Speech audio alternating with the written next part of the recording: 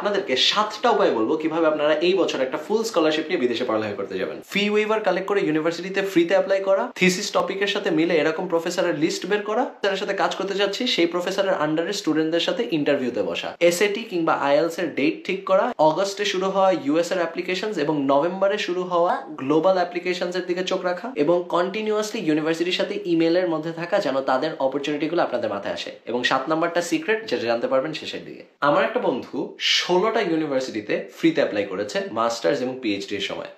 কিভাবে?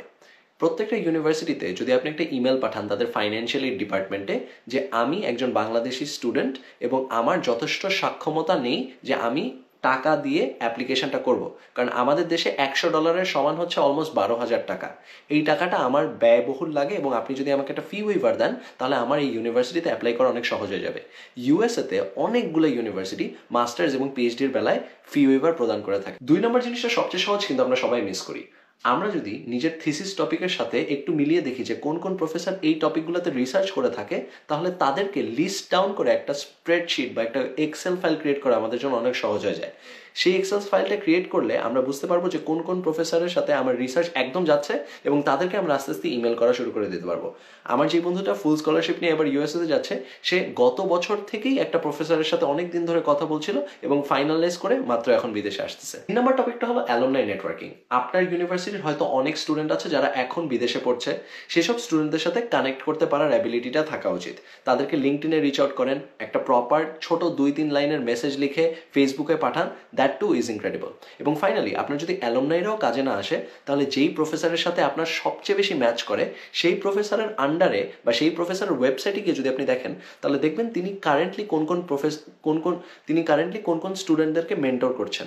সেই সব স্টুডেন্টদেরকে একটা ইমেল পাঠান যে I really love the research that you are doing.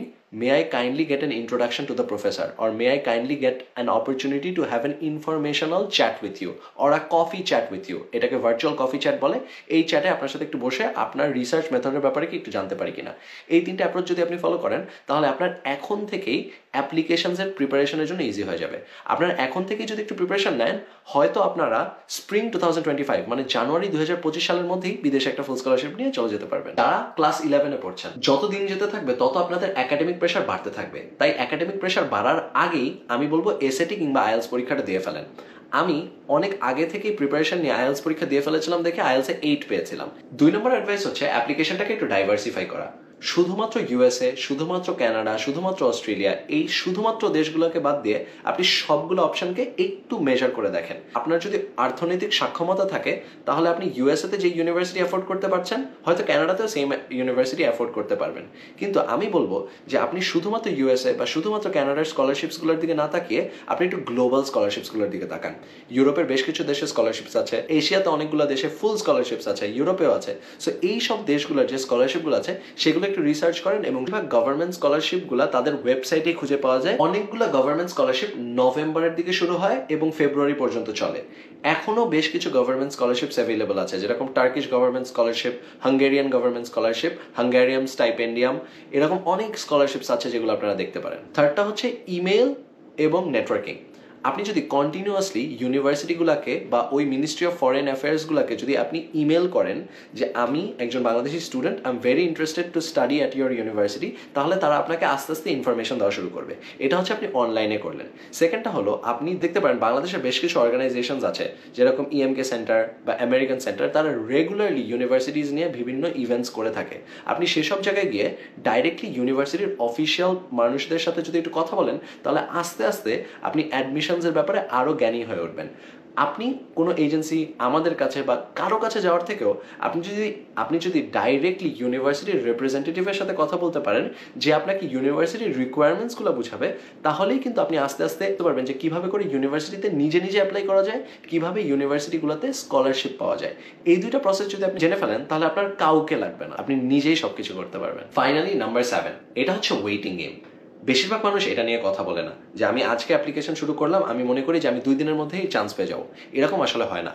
আমি 2-3 বছর চেষ্টা করার পর তারপর ফাইনালি ইউএসএতে ব্যাচেলার্স করতে গিয়েছি, তারপর আবার ব্যাচেলার শেষ করার পর মাস্টার্স করতে কানাডায় এসেছি।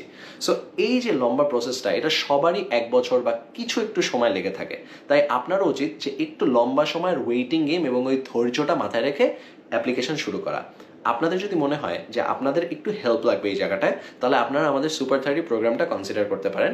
এখানে আমরা একটা এক্সটেন্সিভ ট্রেনিং দিই যে আপনারা কিভাবে একদম নিজে নিজে অ্যাপ্লিকেশনটা কমপ্লিট করবেন এবং কিভাবে আপনি আপনার নিজস্ব স্কলারশিপ এসেগুলো লিখবেন এবং আপনি কিভাবে নিজে নিজেই আইএলস এর প্রিপারেশনটা নিয়ে অনেক সুন্দর ভালো করে উঠতে পারবেন। তাই এই অপরচুনিটিটা যদি আপনি আমাদের সাথে নিতে চান, আমাদেরকে একটা সুযোগ দিতে চান যে আমরা আপনাকে ট্রেনিং প্রোভাইড করব, তাহলে আমাদের কমেন্টে তো প্রথম লিঙ্কটা আপনারা রেজিস্টার করতে পারেন। কয়েকদিন আগে আমাদের একজন নেপালি স্টুডেন্ট ফুল স্কলারশিপ নিয়ে ইউএসএতে যাচ্ছে। আমরা ওকে শুধুমাত্র গাইড করতে পেরেছি, আমরা ওকে সবচেয়ে ভালো অ্যাপ্লিকেশনটা প্রিপেয়ার করতে সাহায্য করতে পেরেছি, এরপরও চান্স পেয়েছে। এখন এরকম অনেকেই থাকতে পারেন যারা অ্যাপ্লিকেশন করে চান্স পাবেন না, কিন্তু আপনার সবসময় যদি একটু প্ল্যান বি থাকে, একটু কয়েকটা অল্টারনেটিভ অপশন থাকে যে আচ্ছা ইউএসএ হলো না, ইউরোপ আছে, ইউরোপ হলো না, এশিয়ার বেশ কিছু স্কলারশিপস আছে, এশিয়ার বেশ কিছু স্কলারশিপস না হলেও আমি আবার আরেকটু চেষ্টা করবো যে এই ইনটেকে না হলে ইমিডিয়েট পরের ইনটেকটাতেই ভালো একটা ইউনিভার্সিটিতে যাওয়া যায় কিনা। আমরা যদি অপশনস বাড়াই তাহলে আমাদের ভয়টা কম লাগবে, কারণ আমরা এক বাস্কেটে আমাদের সবগুলো ডিম রাখছি না। তাই আপনিও যদি নিজের অপশনসগুলো ডাইভার্সিফাই করেন তাহলে আপনার জন্য অনেক সহজ হয়ে যাবে।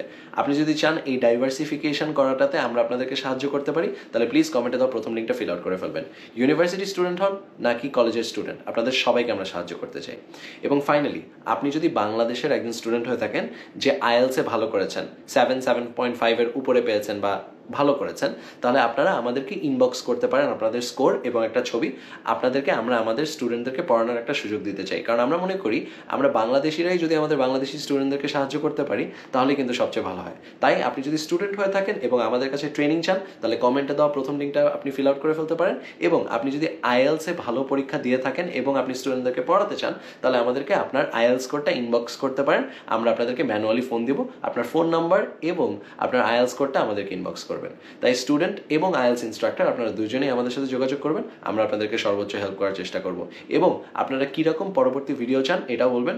এই আমার প্রথম ভিডিও ক্যানাডা থেকে ক্রসরোজ ইনিশিয়েটিভের জামা পরে, তাই আমি চেষ্টা করবো এখন থেকে রেগুলারলি আপনাদের জন্য ভিডিও বানানোর। ভালো থাকবেন, সুস্থ থাকবেন, আসসালামু আলাইকুম।